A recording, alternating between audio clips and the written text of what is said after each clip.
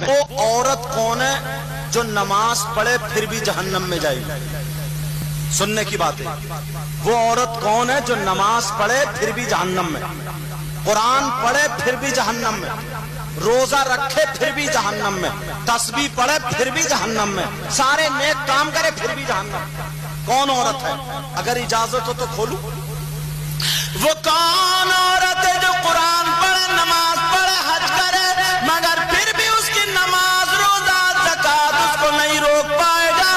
وہ کون سی عورت ہے؟ میرے نبی فرماتے ہیں وہ عورت ہے جو اپنے شوہر سے لڑے، فالتو باتیں نکال کے لڑائی کرے، اور لڑنے کے بعد لڑائی اس حد تک پہنچ جائے رات کو شوہر ناراضگی میں الگ سو جائے، بیوی الگ سو جائے، اب یہ بیوی رات پر نمازیں پڑھتی رہے، قرآن پڑھتی رہے، اگر شوہر ناراض لیٹ آ گئے تو نبی فرماتے ہیں ایسی عورت جنت میں نہیں